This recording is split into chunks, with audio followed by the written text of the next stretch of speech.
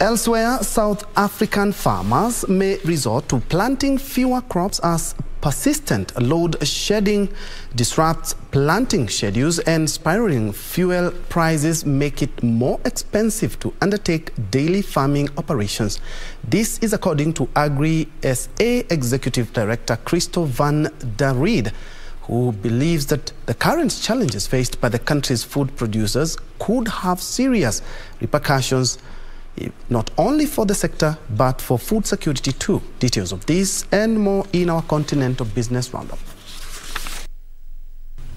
With Eskom placing the entire country on a power supply roster, farmers, especially those who are dependent on the national grind, are left unable to use pumping stations, irrigation, cooling and other systems which are critical to their operations. Farmers are already reporting huge losses as processing machinery, irrigation, equipment and other machinery are damaged and come to a standstill due to power outages.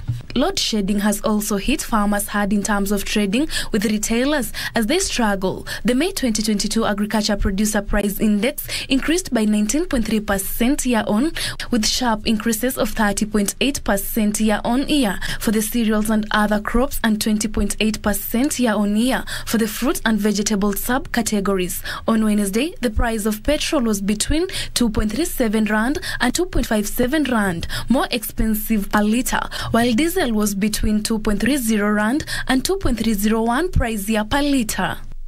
Meanwhile, food prices soared in Ethiopia on Wednesday after the government reduced subsidies, adding to economic hardship for people already struggling with high inflation. There were long queues at petrol stations in the capital Addis Ababa, with drivers reporting shortages as they tried to fill up their tanks. The price of petrol at the pump jumped almost 30%, while diesel went up almost 40%. Price of fuel, food and other basic goods have rocketed globally because of the Ukraine war, hitting vulnerable countries in Africa and elsewhere. The Horn of Africa country of more than 110 million people has seen inflation hovering around 35% over the past 6 months, with food prices in particular registering a sharp rise. The global surge in prices for basic goods has also eaten into the foreign exchange reserve of the largely importing nation. Imports of petroleum products in the first 9 months of the 2021-2022 fiscal year has jumped by 75% to $2.2 billion,